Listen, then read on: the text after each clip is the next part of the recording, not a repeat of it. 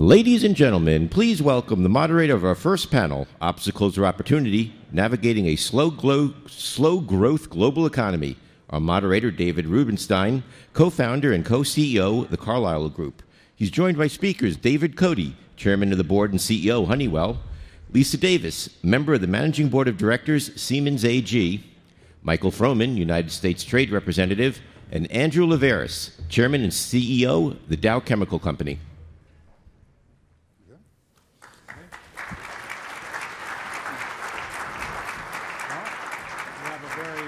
Very distinguished panel, and we're going to talk about the global economy. And before we do, I'm just curious, how many people here think the economy is getting better than it is now? Raise your hands. Well, how many people think it's going south? How many people don't know? Okay, how many people think the Export-Import Bank is the most important part of the federal government? Okay, so why don't we start all the way on the far right, Andrew.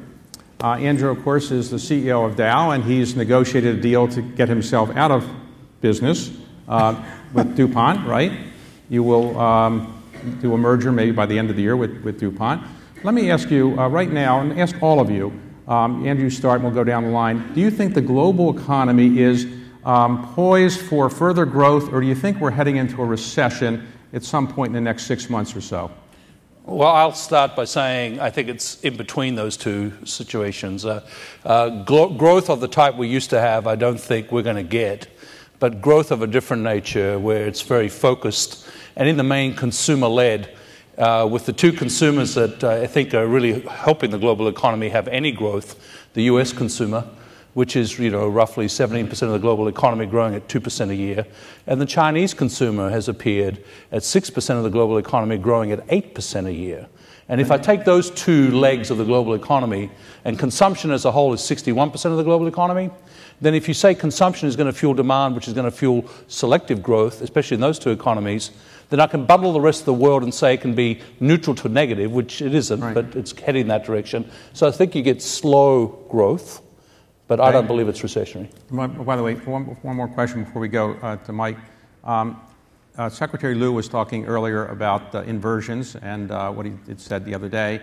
Your deal with DuPont is not an inversion, but no. Would you ever have considered doing an inversion? And what do you think of the administration's policy? Well, boy, loaded questions. Dow and DuPont, as you may know, both NYSE companies, right, and both global American icons, and the industrial logic of this deal by putting us together and then allowing us to go apart in three different entities, focused but still growing entities, was unique, and unique to the shareholder base of both companies. And so obviously all of us look at being competitive on a global scale. I don't look at the tax inversion, nor does our board, as one thing that drives us. There are many things that drive us, such as the question you just asked me about consumption. So we don't make decisions based on tax code. We make decisions based on global competitiveness, period.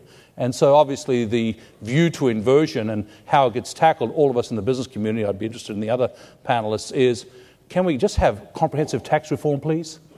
Rather than having a salami approach. Okay. All right. Please. Okay. And then we can go to places that speak to whether inversion makes any sense. All right. And when you leave your current position, would you ever consider running for office? Only if you do. Touche.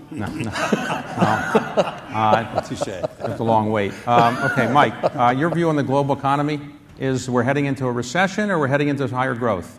Well, I think the U.S. economy will continue to do fairly well, and you've seen decent growth and job creation now, I think, for 70 months in a row. Last month, over 200,000 new jobs. We are concerned, obviously, about softness abroad, whether it's in Europe, in Japan, or in the emerging economies. And I think one worrying sign, but something we can do something about, is the fact that global trade, that this group knows very well, is now growing slower than the economy as a whole around the world. And that's, for several decades, global trade grew faster, almost twice as fast as the global economy, and helped drive global economic growth. And right now, it's expected to grow at 2.8%, slightly below or at the level of global growth. And that's worrying. And that just puts a premium on doing everything we can to eliminate barriers and eliminate frictions to help expand global trade. So, Mike, you've spent many years now negotiating the trade agreement, Asia TPP. When is that going to be approved by Congress? Yeah, Mike. We would like it to see approved as soon as possible. We're working with the leaders in Congress, the committees, to work through outstanding issues, to prepare the legislation so that whenever the appropriate window opens up, that we'll be ready to move it forward. But we think it's very important to move it this year. And in part because the rest of the world is not standing still. They're moving ahead with their own agreements that will carve up these markets at our expense and under a set of rules that don't necessarily reflect our interests and our values. So we think it's very important that we get TPP done and we get it done this year. So, Mike, you have worked with Hillary Clinton, you've worked for Bill Clinton, you've worked with Bob Rubin, and you've worked with Barack Obama. Who's the smartest of those four people? Well, absolutely President Obama. So, okay. Yeah. All right. I've been privileged to work with a number of very strong people, and I've learned a lot from all of them. And I think this president has laid out a very powerful vision of how to engage in the global economy, that we can't build walls between ourselves and the global economy. We can't be isolationist and expect to get the kind of growth that we need to get to produce here and sell all over the world. And so we have to be engaged. We have to open other markets. We can't just be shaped by globalization. We have to be proactive about shaping it. Okay. Dave, what is your view on the global economy? We're growing? We're slowing down? Well, first, I appreciate the question, because after the one from Mike, I was fearful of what you might ask me. So that's wait a minute. This is only the first question. My view really hasn't changed over the last 6-9 months. And I said it's going to be a slow growth global economy. There'll be puts and takes, but overall it's slow growth. I was momentarily more bullish back about 12, 15 months ago when oil prices went down as much as they did. And similar to Andrew's point, I felt like this is going to put money in consumers' pockets. Historically, they spend that money. And that really hasn't happened. And if you take a look at governments, India actually did a smart thing. They kept prices where they were, got rid of the subsidies, but the consumers didn't see a benefit. In the U.S., consumers, instead of spending about 80% of it like they used to, only spend about 50% of it. Europe, I would argue, has seen some benefit from it, but they've got a host of other issues. And I was momentarily bullish, thinking that the economy would be better, and it never was. It just never turned that way. So I don't see anything that causes me to feel like there's a recession in the offing, and I felt like this for a while. I still don't feel that way, but at the same time, I don't see anything that says, wow, the world's just going to take off. And we're going to just keep planning for this kind of slow, steady growth environment.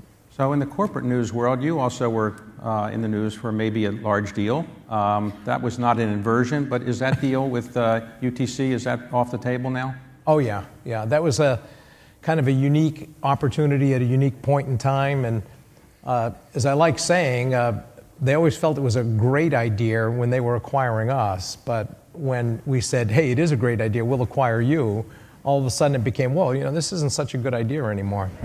So it's dead. You do a merger of equals, David. That actually works. That was one of the attempts also. So you were on the famous Simpson-Bowles Commission, which recommended a lot of ways to reduce the deficit and the debt in the United States. Yeah. Has the government of the United States adopted any of those recommendations of Simpson-Bowles? They have adopted some. So, for example, one of the things that we talked about was, if you go back to this time, recessionary time, the public sector, private sector, everybody was taking zero merit increases, zero bonuses, yet the federal government was going to continue to provide increases. And that's when the president picked one of those proposals and went forward with a zero at the time, which took some courage. Telling people you're not going to get a raise is not a easy thing to do. But by and large, there's still a lot of stuff left in the $4 trillion of ideas that we proposed that still have not been implemented. And it was part of I'd say it was a real learning for me going from a private sector to being into a public sector type task force to see the difference. And I said one of my learnings was that all discourse in Washington is ruled by the 3 H's: histrionics, hysteria, and hyperbole. And I found it remarkable that one of our recommendations was to increase the Social Security retirement age by a year, 75 years from now. I found it so ludicrous, I was embarrassed to vote for it in the proposal and said, this is silly. I couldn't believe the amount of heat that got. I kept saying, my grandkids are going to be retired. It's not going to matter. And this sort of thing just, it just makes it difficult to get anything done. And when you're trying to do trade, like Michael's trying to get done in the business community, you just find there's just a lot of spurious arguments used to try to kill something. Okay, Lisa, you're specializing in the energy world. So are energy prices, oil prices going up or are they going down? Wow, you waited for me for that question. Right? Tell us which way we can. I think if I look at the energy market in general, and maybe also just to comment on the global economy, I'm a bit where my colleagues are here in terms of the economy being fairly slow today, but we do see it a bit more positive going forward. And part of the reason for that is a bit of growth that we see in the energy space. If you look at energy, though, there's a bit of two stories here. I mean, one on oil and gas. Obviously, oil and gas has been a very difficult time the last 2 years. And we do see customers and companies responding to the difficult market that we have today, focused very much on increasing efficiency, increasing productivity, reducing costs, identifying ways to better leverage CapEx, be more efficient in today's market. So I do think the right behaviors are happening in that industry, and we will recover. Okay. If you look at the rest of the energy market, which goes to our bit more optimism about the global economy in general, the rest of the energy business, if you look at power generation, for example, we see 2.5% per annum growth in power generation, and this is really driven by, obviously, the growth in global population, also the fact that we have 1 billion people today that do not have reliable power supplies, so a very strong need to improve that situation. Also the fact that many industries today are moving to electric, they're electrifying. If you look at mobility, for example, even the oil and gas industry is shifting from fossil fuel generated power to electric driven power just from an emissions perspective. So some very good growth and positive momentum in the overall energy business around specifically power generation, which will obviously support the global economy as well. We see this really driven in 3 key areas. One is growing efficiency, just how do we leverage technology, how do we leverage the ability to use data more in the operations to grow efficiency in power generation. We also see a strong focus, obviously, on reducing emissions. Reducing emissions is driving the growth of renewables that we see in the global economy. And then also the desire for energy security and how can countries focus more on supplying themselves. If they don't have indigent hydrocarbon supplies, how can they grow in renewables as a result of that? So let me ask you, do you sell equipment to people that do fracking in the United States? We sell equipment to the oil and gas industry in general. So to some extent, those are operators that do fracking, but largely just the oil and gas industry in general. And your view on fracking is it's environmentally safe or not? My view, I mean, my background before Siemens is obviously all oil and gas, and I think any operation within an industry like oil and gas, an operation like fracking, can be done in a very safe fashion. It requires the proper attention to environmental rules, the proper attention to safety and health, and it's demonstrated in the fracking industry that can be done safely. Okay. I think in any industry, you can also have operators that don't follow the proper rules and give operations or processes or industries a bad name as well. Okay, so Andrew, let me ask you a question. You are the child of Greek immigrants, grew up in Australia. So did you ever think you would rise up from there to run Dow, one of the largest chemical companies in the world? How did that journey happen where you rose up from modest means in Australia all the way to running one of the largest companies in the world? Well, I'm going to have to give you a couple of bullet points and let you have the rest of the panel because that could be a long story. But very simply, I just admire America for so many reasons. And the similarity to Australia is the one you just hit on. We're countries of immigrants, and we have no artificial barriers. And when we do, we have to remove them fast, like we are doing of late in things like the LGBT communities. I would tell you that this aspirational model in the American economy drives the world, and I'm a good example of it. You know, from the outback of Australia, son of immigrants, college educated, first in my family, the American model is what attracted me and still attracts kids today around the world. You know that. And so this whole immigration debate in this country is ludicrous, in my view, because of, and I'm obviously white and I'm of Greek descent, so I don't fit the classic minority. But sometimes I think of myself as a minority because of my globality and my views of the world. Now, I see a lot of Americans, ones on this panel, who understand the world. But you've got to get people who understand the world into America, and then people in America out into the world. And this globality we're all living, which has arrived because of the internet, I mean, that didn't exist when I was going through the ranks at Dow, but Dow just kept giving me opportunities. Obviously I had something to give, but they kept giving me opportunities. I use that model at Dow today. I mean, that I've had a 40-year career, but every year's been different. Every year's been a different career. Every few months a different career. You've got to be able to give people the view that they can grow within the enterprise you're in. And that's the view that I was given by all the people who nurtured me at Dow. And I never imagined for a second to answer that question that I'd be on this stage. But I want to punch through the major point here. We've got to keep America driving human freedoms, okay, as exemplar. There's no other model like this. And as a non-American, I can say it maybe easier than many of the Americans can. Okay.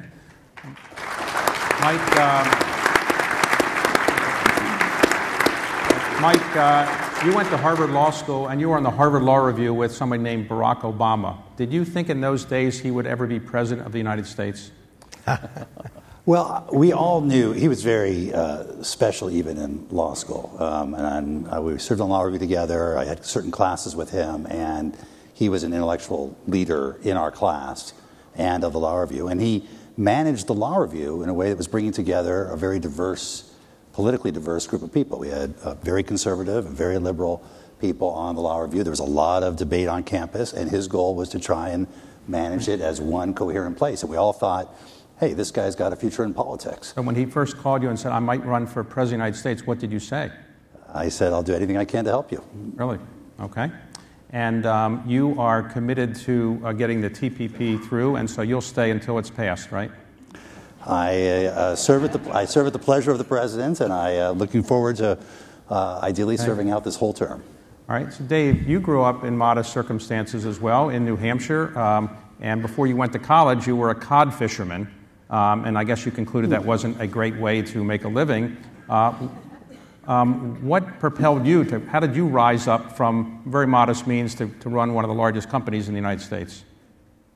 First, I'm going to probably arrive at the same place that Andrew did, but a different route. I was the first in my family to graduate from high school. So my mom had 2 days, my dad had 6 months, so I come at the American dream story. This is a different route, but I come to the same conclusion that Andrew did. And I hated school. So I think I told you I had a chance to do a summer internship at St. Paul's, who I'd never heard of, even though they were 5 miles from my house, and declined it because I hated school and I preferred to work and earn some money. I felt it was a mistake. Others say, well, things worked out okay. I'd say, okay, that's probably true. But there was nobody from Harvard calling on me, for example, to go there. It took me 6 years to get through school. I got a 1.8 my second semester, my junior year. And after my sophomore year, I was no longer allowed to live on campus because I was considered a general troublemaker, and they didn't want me to live there. So not the most auspicious starts, and kind of reflective of my background, I guess. The thing that changed my life is I had quit school for a second time, bought a fishing boat with a buddy, and we were fishing for cod off the coast of Maine. So the early indication of my business acumen is feeling like commercial fishing was a route to riches, but right. I kind of figured that one out. What changed my life was I got married, and all of a sudden my wife was pregnant, and we were living in this third-floor unheated apartment in New Hampshire where it gets a little chilly, and I got really scared. I just got really, really scared because I thought I can't even support myself as an hourly employee and fishing part-time. How am I going to support a wife and family? So that caused me to go back to school. I quit smoking. I started exercising, and I just really started to buckle down and started at GE, spent 25 years there, went to TRW, and then spent I'm in my 15th year as the CEO of Honeywell. So you worked for Jack Welch. What was that like? Generally painful. He didn't give out a lot of compliments or things about how great you take were? That as a compliment. Yeah. No compliments? He doesn't hand out compliments? No, I say generally he would take that as a compliment. Oh, okay. All right. So, Lisa, you are in an energy industry. That's not famous for having a lot of women, to be honest.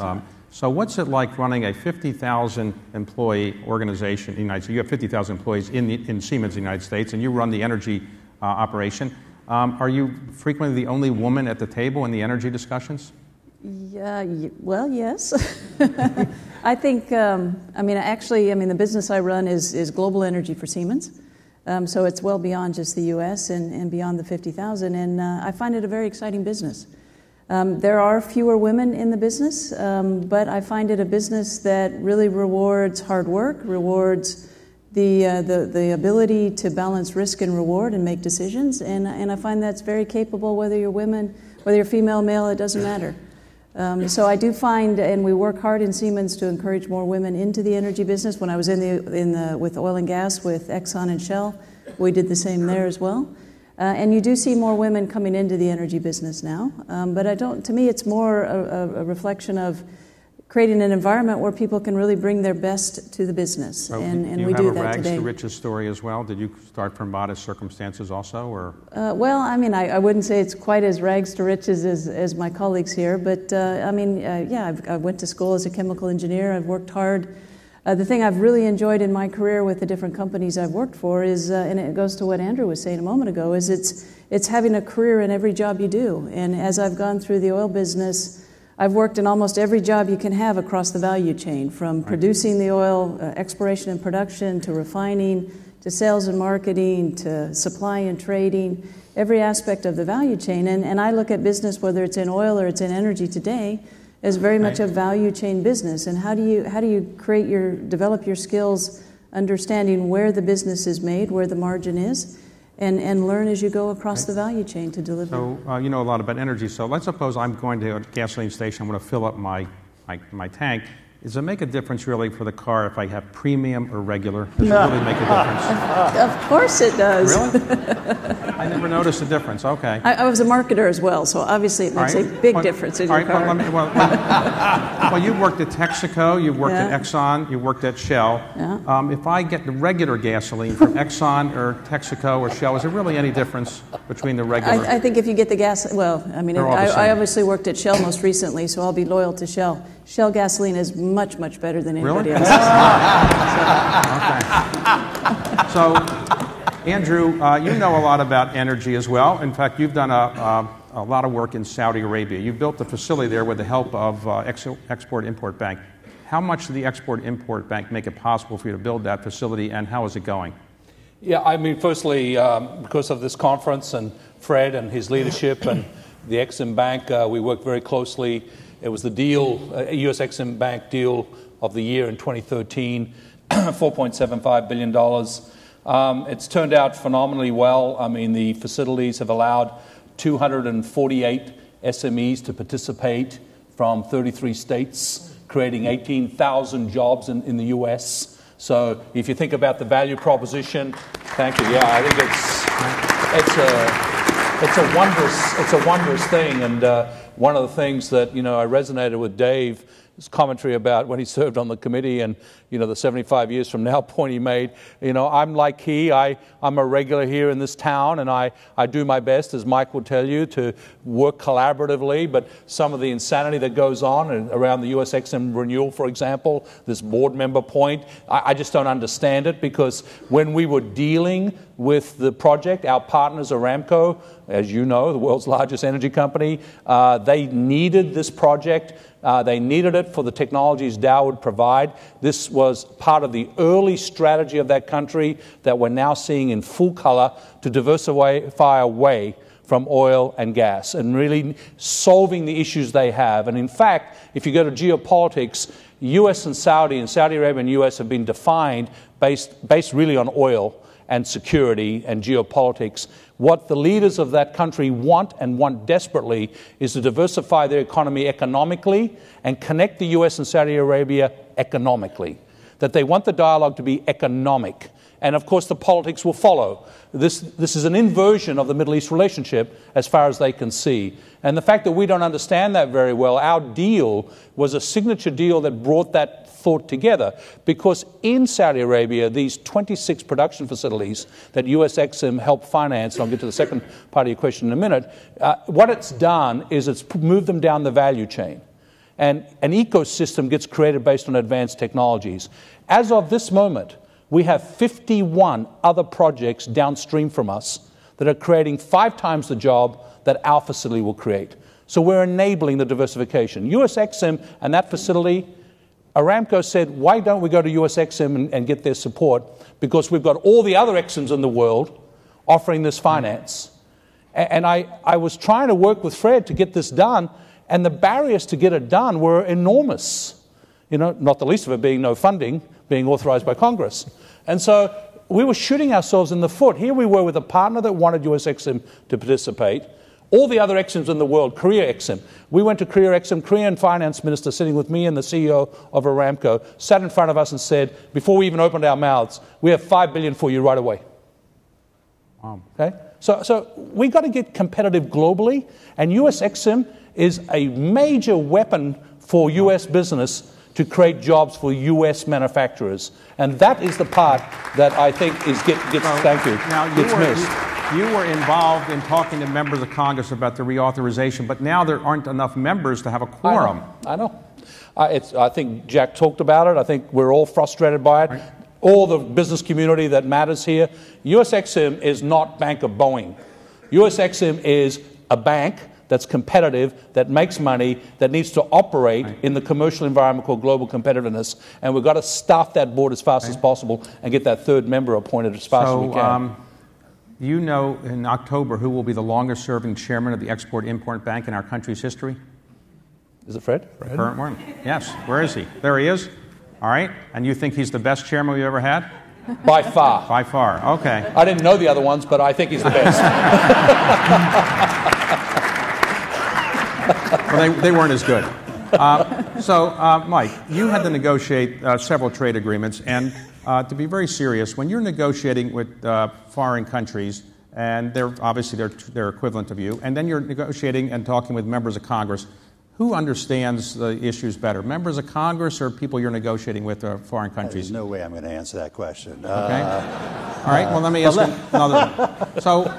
So how long did it take you to actually negotiate the TPP? I mean, we worked on the TPP intensively, really, for about 5 years, and I was in this job for about 3 years of that, and but the idea goes back actually to the late 90s. And the idea of, and this really started with 4 countries in the region that came to us and said, would the U.S. join? And we said, well, you know, the 4 countries themselves, that wasn't such an exciting proposition. They were relatively small countries. But if we could use this as a platform for our whole approach to the region and as a mechanism for spurring on trade liberalization and rule setting more generally, globally, that we would be willing to do that. And we had a good dialogue with them. They agreed to do it. We added more countries. We ended up with 12. You know, and there are another 10 or so that have already come to us and say they want to join. Right. So we've got countries knocking on our door, wanting to raise their standards in order to be part of this club. And of course, we're having this debate about whether it makes sense to move forward. There are 5 people still running for President of the United States. All 5 of them are against this agreement. I believe 1 is for it, Mr. Kasich. Oh, I'm sorry. Okay, 4 of the 5, 80%. But one of the people was in your own administration, and she's against it. Why do you think it can get approved if 4 of the 5 people running for president are against it? Well, look, we're spending a lot of time up on the Hill talking to members, and we're going through the agreement, explaining what's in it, and now that it's done, explaining how their constituents will benefit if it gets passed, and how they'll be hurt if it doesn't get passed or if it gets delayed as other countries move forward with their own agreements. So we're already seeing it. Our cattlemen are losing out to Australia's cattlemen in Japan because they already have an agreement with Japan. And they have lower tariffs than we do. So we're losing 5% market share just by waiting and getting this done. The response we're getting from the Hill when you go through it on a member-by-member basis is actually quite positive. They're obviously very concerned about the overall political environment, but on the substance of the agreement, they're quite positive. And we're hopeful as we work through this period of time, we lay the foundation for it, that a window will open up, and we're working with the leadership and the committees in that regard, that this can get taken up and acted on positively. The agreement you've negotiated, can it be amended by members of Congress, or there's no amendments? No, it's under the Trade Promotion Authority. The reason we were able to conclude the agreement is that our trading partners had the confidence or the comfort that whatever they agreed to would be what goes to Congress, not that it would be reopened by individual members of Congress. And that's the compact that's always existed. It goes back 40 or 50 years in terms of how trade agreements have been done. But we are working with members of Congress on some of their outstanding concerns to see how best we can address those as well. Again, I think at the end of the day, the economics are absolutely compelling. It's going to add $130 billion a year to our economy. It's going to increase exports by $350 billion. It's going to raise labor and environmental and IP and state-owned enterprise standards. It's going to keep the internet open and free. And the alternative is, if we cede that role to China or others, the rules of the road for this region and for the world more generally, for the global economy more generally, are not going to be ones that benefit our workers and our firms. And our whole focus here is to create the right framework for producing things here in the United States, tearing down barriers to other markets, raising standards so we have a level playing field, so that we can make things here and sell them all over the world. Have many of the people who were against the agreement, who are running for president, called you for a briefing yet on what's in the agreement? No. No? But the agreement is on the web. It's open to everybody. You're welcome to read it. We have summaries on the web. We have fact sheets. So there are short forms and long forms you can read. And we do stand ready to answer anybody's question about it. Okay. All right. So, Dave, when you were dealing with Simpson Bowles, you dealt with a lot of members of Congress and administration. What is your take on Washington, D.C.? You don't live here, but would you ever consider going into government for a position or a appointed position or running for office yourself? Oh, I like what I'm doing. All right. I like what I'm doing. If I could get back to trade, though, we couldn't have a better person negotiating with all these other countries and negotiating with the Congress to explain all this than Mike, because he's done just an amazing job working with all these other countries, and he's actually respected by both sides of the aisle. He's not just viewed as a Democrat from the Obama administration, but well respected on the Republican side also. If we have any chance of getting this done, I think, Mike, you're an instrumental part of it.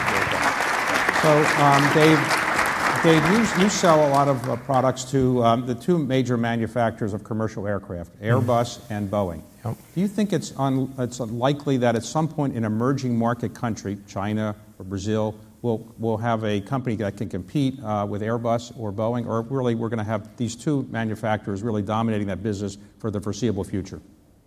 It absolutely will happen. And that's, if I could put this into an even broader context, I oftentimes say there's two macro trends that are going to affect us in this century. And it's why we need to do things like get our debt sorted out, do free trade. The first one is China likely becoming the number one economy in the world, eclipsing the size of the U.S. And the second is the IT revolution. As part of that China growth, they are investing hugely in COMAC, and they are extremely serious. And I've always said this is not about the C919. This is about the 929, the 939, the 949. I mean, they're just going to keep coming. If you go back 40, 50 years ago when they were first talking about Airbus, there was a feeling at the time that Airbus would never be able to catch up to Boeing either. Embraer is also very serious and an extremely capable manufacturer, and the aircraft they've been producing are quite good. So yes, I see a future where those two are going to be extremely competitive. In the 1960s, an airplane called the Concorde was developed, supersonic transport, and now we don't have it anymore. There's no supersonic transport. Do you see any aircraft manufacturer producing in our foreseeable future a supersonic transport, or is that gone? I think that's going to be a little tough because I'm not a technologist, but when I talk to my own folks, it still looks like, you can do it. It's not that the technology is not there to do it. It's doing it cost effectively is the tough part. Right. And if you tell somebody, okay, we'll be able to get you to London in 3 hours, which is really nice, but you now have to pay 20 times a normal commercial ticket. Yeah, there's a market for it, but it's not huge and generally not enough to be able to pay for it. And that's the issue that we've had, whether we've looked at it for biz jets or for commercial aircraft. At some point, I'm sure something, technology will get there, but right now it doesn't seem to be. Let me ask you, for all of you, it's often said that U.S. manufacturing has fallen behind and we're not competitive with emerging markets in our ability to produce things at low cost. Do you find that you have to ship jobs offshore from your own companies because the manufacturing here in the United States is not high quality or cost effective? Lisa? Yeah, I mean, we're actually seeing from a Siemens perspective, we have 75 manufacturing locations in the U.S., and we're actually bringing more jobs into the U.S. now. We actually see it being a good time to be a manufacturer in the U.S. You have low energy prices, obviously some great educational institutions to provide skilled labor. And it's also a great time because if you look at what's happening in manufacturing, it's really a shift to digitalization. And the U.S. is uniquely advantaged in that space with our software capabilities and such. So it's a good time. From our view, it's a good time to be a manufacturer here. All right. Andrew, are you manufacturing a lot here as well? Yeah, well, you may know I actually wrote a book called Make It in America. So we saw manufacturing decline through the last few decades, and people were labeling it wrong. They were talking about it as labor offshoring. It absolutely, totally wasn't that. It was all about, whether we could actually take manufacturing in its new form and get it redefined and recast so we can attract people to it. And I don't mean people from college necessarily, maybe not quite commercial fishing, David, but certainly, really transform the notion of interns and apprenticeships and skills labor for the modern digital age of manufacturing. And this term advanced manufacturing has come about, and I co-chaired President Obama's task force on this, and really redefining the manufacturing value chain, the SMEs that are part of it, and very critically, the education pipeline, especially around apprenticeships. And this whole notion of what we can do to keep that competitive really rests on our education system and our entrepreneurial environment. And as we add regulations, we lose entrepreneurial environments, and that's the thing we've got to be afraid of. Now, I just did a session with Tsinghua University MBA students in Beijing, 300 or 350 of these MBA students in a room, and I said, well, what's your aspiration? I asked them the question, who wants to join an SOE? Hardly any hand went up. Who wants to join a corporate like Honeywell or Dow or Siemens? Lots of hands went up. Who wants to be an entrepreneur? Hardly any hand went up. So in my view, they will get there. Their system hasn't quite created the entrepreneurial ecosystem this country has. And this country's entrepreneurial ecosystem will keep advanced manufacturing here and growing because of skills, okay, and because really the intensity of what we need to do is innovate, invent and innovate, not low-cost labor. I think that's the wrong conversation. Did you ask how many wanted to join private equity? You didn't ask that. It didn't cross my mind. I probably should have. Sorry. Highest calling of mankind, you didn't ask them that. Okay. So, Dave, what about manufacturing in the United States for you? Do you do a lot of manufacturing here, or are you shipping it offshore? There's a couple of things to, talk about there. Is over the last 14 years since I've been CEO, we've gone from about 40% of our sales outside the U.S. to about 55% of our sales outside the U.S. The outside the U.S. has been a huge driver. As part of that, we've also always tried to localize as much as we could. Even with all that, last year we exported from the U.S. about $5 billion of our total sales. So U.S. manufacturing is still really important for us. At the same time, getting back to this IT revolution that we were talking about and what is going to be important about advanced manufacturing, if you take a look at all the stuff Honeywell makes, you'd say, okay, we make jet engines, small jet engines, make auxiliary power units, entire cockpits, control systems for a building like this or for an entire petrochemical plant, turbochargers, chemicals. So you'd tend to say, geez, if I were to look at the composition of their engineering talent, it's probably mechanical, electrical, chemical, that's what they're doing. If you were to take a look at our 23,000 engineers, you would find that about half of them, 11,300 of them, are developing software. It's much more software driven today than it ever has been. This whole Internet of Things, we just have to drive the hell out of as a country.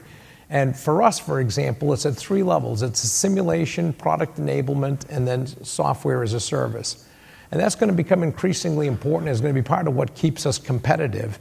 As long as we keep investing in it, this gets back to the competitiveness agenda that I always talk about, is we've got to be driving the hell out of math and science education in our middle schools and high schools if we're going to be able to compete in this century with China and that IT revolution. So, Mike? Can I just comment on this?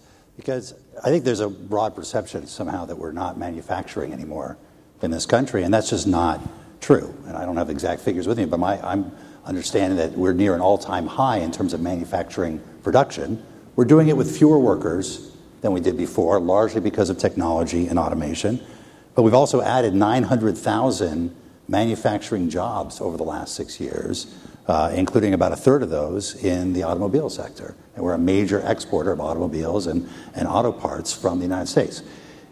I think what's really happened here over the last few years is that between the rule of law, the entrepreneurial culture, the skilled workforce, now the abundant sources of affordable energy, it's made the U.S. a much more attractive place for people to bring production to. But a couple of years ago, there was a story in the New York Times about a European auto company that was deciding whether to put their next North America factory in the U.S. or Mexico. And they ultimately chose Mexico. And they said it's not because of the labor costs, because when you take everything into consideration, they viewed U.S. workers as productive as Mexican workers. It was because Mexico had more free trade agreements with other countries around the world, and they could produce it in Mexico and ship it to more countries duty-free than they could from the U.S. And that's a competition we shouldn't lose. That's within our control. So Mike, many people who are opposed to TPP, or some people, say, well, look, we had NAFTA, and that didn't work out. When you tried to defend NAFTA, which I'm sure you could do, what would you say about the benefits to NAFTA for the United States versus Mexico and Canada? Look, I think the view is whether you are a fan or a critic of NAFTA, TPP isn't NAFTA. And trade policy and trade agreements have evolved greatly since that time. One of the big issues around NAFTA was, well, let's look at the labor and environmental protections in other countries. Well, now in TPP, we have the strongest enforceable labor and environmental obligations that are designed both to improve the lives of workers in these other countries, but also to level the playing field for our workers. So, right now, because we're such an open economy, we compete with low-wage workers all over the world. The question is, what are we going to do about it? Are we going to engage with other countries and try and raise standards around the world so that we have a more competitive and level playing field? Or are we just going to let the status quo exist and not do anything about it? Our view is we should be proactive and actually do something. I didn't give you a chance to talk about your rags to riches story, but I would like to ask you one question about your background. You can talk about your background, but you went to Harvard Law School, as I mentioned, with Barack Obama, but you never practiced law. Is that right? I only summered at law firms. So what did your parents say? I mean, they sent you to Harvard Law School and you didn't practice law. Did they say you wasted 3 years, or what did they say? They have been very supportive of my career in public service. I will tell you, just to do the rags to riches story. My father is an immigrant. He was born in Germany, left as a refugee, lived in what was then Palestine, and then came to the United States for college. And he came with, a cardboard suitcase and, almost no money in his pocket. And, we have benefited greatly from that American story. And I was privileged that he was the first one to go to college in his family. And I was privileged to get a good education with his support. And it is quite remarkable to be on a stage like this when we think of where our collective beginnings were. Wow. Okay, but they're not upset you didn't practice law, right? He was not upset.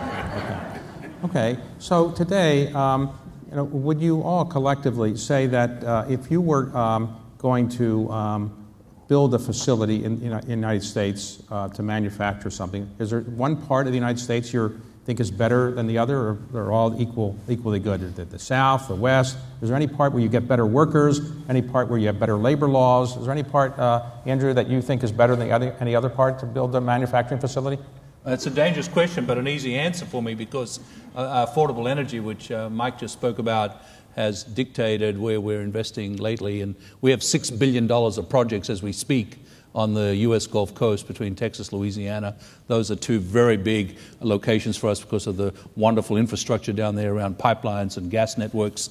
And just a little side point to Mike's point, there's actually 260 projects right now worth $160 billion, creating 5 million new American jobs in the next 5 years, thanks to affordable energy and the entrepreneurial action of our oil and gas industry. So we've got to keep remembering that even old industries get entrepreneurial in this country, because of what's happened with responsible fracking. So I would tell you that our preferential investment in those states, where we've been citizens of those states for over 5 or 6 decades, I call our company, I'm sure David said the same about Honeywell, as a company of communities. Our employees feel at home in those states because they're citizens and live in the communities, and we export that model. We have great success in other states as well, with or without affordable energy. Lately, with our innovation culture taking deep root, we're in Indiana in a big way. We're starting to take root in Michigan in a big way, in Ohio in a big way.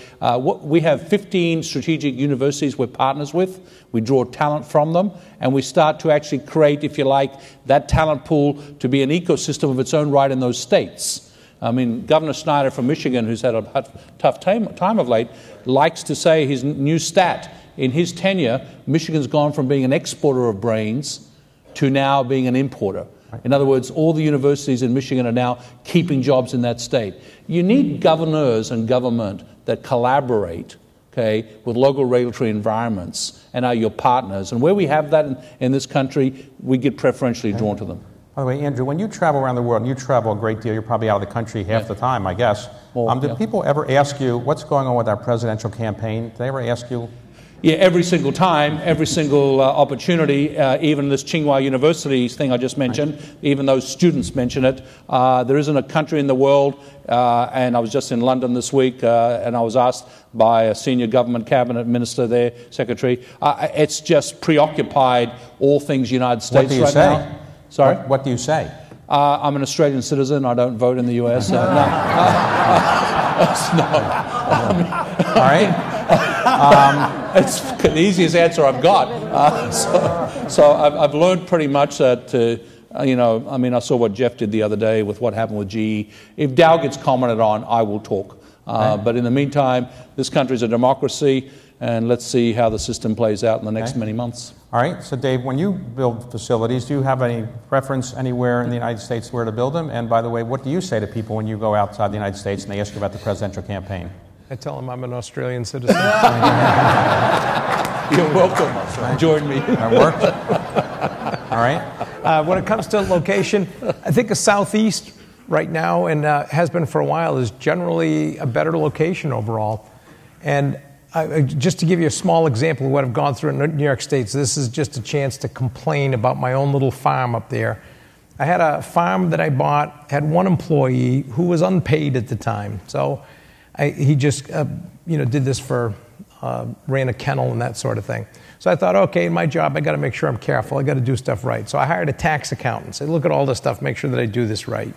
He said, federal law, you're fine. State law, you got to pay minimum wage for whatever the hours are. So I asked him, started to do that, hired an external agency to do the payroll so that everything would be done correctly. Remember, this is minimum wage, like 20 hours a week. About 6 months into it, I get this note from the New York State Workers' Comp Bureau saying, you have not paid workers' comp for this 3-month period. You are being fined $33,000. I get a hold of the tax accountant. I get a hold of the payroll guy. I said, what are you guys doing? I mean, how can this thing get messed up? I said, well, you don't owe it. They got it wrong. Goes on for months. They come back, said, it'll be a $1,000 fine, and they'll let it go. I said, no, I'm not going to pay that. I didn't do anything wrong. Goes on for another couple months. They said, really, just pay it. It's going to, all right, I'll do it. 4 months later, I get another bill from them. You did not pay workers' comp for a separate 3-month period. Your fine is $34,000. I have to go through the whole thing again. I go another 3 months. I get a dunning note from a credit and collection agency for $74,000 from New York State. So, yeah, you can look at it and say, okay, CEO of Honeywell, he can afford this. What if I'm that poor schlub just trying to make pizzas? And I'm trying to have an employee, and I'm trying to start my pizza place. That is not a place you want to start a small business. So you're not manufacturing in New York? I now have 2.5 employees, and it's killing me, but I make sure that we do everything absolutely right. All right. But it's just, you can't, states, I don't think, always recognize what they're doing to suppress business creation in their own state. And I see less of that kind of, let's say, oppression in the Southeast than I do in the Northeast. So, Lisa, you work for a company that's headquartered in Germany. Did they ask you about what's going on in our presidential campaign ever? Yes, I get a lot of questions about that. And what do you tell them? I say I'm from Australia as well. Okay.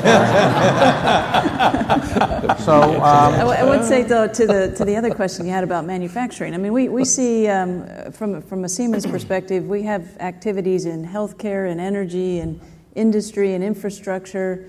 So we typically see a lot of opportunity to build manufacturing facilities broadly across the U.S., and we typically look at locations that are closer to the customer. So whether it be, we have a train factory in Sacramento, for example, healthcare facilities in Southern California, Chicago area, energy facilities in the Gulf Coast, to Andrew's point about the strength of energy there. So, I mean, we see quite an attractiveness throughout the U.S. for manufacturing facilities. So, Andrew, whoever is elected next president of the United States, let's suppose he or she calls you up and says, come to see me on January 20th of next year, 2017, and they say, give me your advice, one or two things that I should do to make the country a better place and a better place to make the business community able to do what it does better. What would you recommend to that person? So I want to pick up on the point made, I think, by at least Mike and Dave about this Internet of Things and this very early stage of the information age we're in. I like to use the term we're traveling at the speed of live. So interconnectivity and globalization have come together now, and so it's passé to think of national borders, and that's why trade agreements and the like are so important. And I know David's very big on this too. Global competitiveness is what I live every day. And what I live every day changes every day because of this volatility we're all in. And a lot of it's caused by geopolitics, but a lot of it's caused because we're getting information flooding at us, and really decision-making is getting harder and harder and harder. So please don't add new volatilities through government policy. Really try to dampen the volatility in your country, okay, as much as you can, because the nation states that are dealing with holistic competitive policies, and I know some of them are dictatorships that are top-down, and so they have other issues, right. But certainly a global competitiveness agenda for our country is very needed, and it covers all the pillars of policy. So instead of salaming it, instead of, conveyor belt policy development where this comes along, I deal with this, US EXIM reauthorization or trade bill this, trade bill that. We need to get a holistic view on competitiveness, which is all the things that I think Dave mentioned earlier, tax and trade and education, etc. That shouldn't be too hard. We have the brains. A collaborative environment between administration and Congress for the national agenda, okay, independent of which party you're in, means that we get these brains in a room for 90 days. Invite business in there, because business really works hard to put in place the right policy frameworks. And then get that going in your first semester or trimester of your administration. I think we've had attempts at that, but unfortunately they get salamied and siloed for all the reasons they do. Okay. So I'm curious, you grew up in Australia, as we mentioned. Thank you. How have you managed not to lose that Australian accent after living here all these years? I'm an Australian citizen, and I don't know. I mean, I think it's trans-Pacific. When I go back home, Australia, I get ridiculed quite often. So that I sound like you. Yeah, all right. So that's not good. So, Dave, you're from New Hampshire. You seem to have a New Hampshire accent. Have you ever tried to lose that, or you like that New Hampshire accent? Actually, I did try to lose it when I was younger, because I'd get to more places for the first time, and they'd say, "Oh, are you from Boston?" I'd say, "Well, no, from New Hampshire." But how the heck did you know? And I kind of joke about, I can remember being in the 6th grade and the teacher saying, people from around the country like to hear us say, "Park the car in Harvard Yard." I can remember sitting there going, "Park the car in Harvard Yard. Park the car in Harvard Yard." What's so funny about that? If the next president of the United States, he or she, called you up and said, come to the Oval Office on January 2021, what would you say to him or her about what he or she should do to get the country right? Well, I agree with Andrew on the overall global competitiveness agenda. That's going to be number one. And if I had to pick one item within that has to get addressed beyond trade, which we need to do because it's imminent, debt. And the Simpson-Bowles Commission did a great job of finally awakening everybody to the significance of the problem. But the problem's not going away. And as much as people are kind of getting enthused about lower deficits right now, those deficits are going to start to grow as my generation, the baby boomer generation, starts to retire and we start hitting the Medicare rolls. It's going to swamp us. To the extent that we make changes today, it'll be a lot more effective and a lot less painful on the system and for the recipients.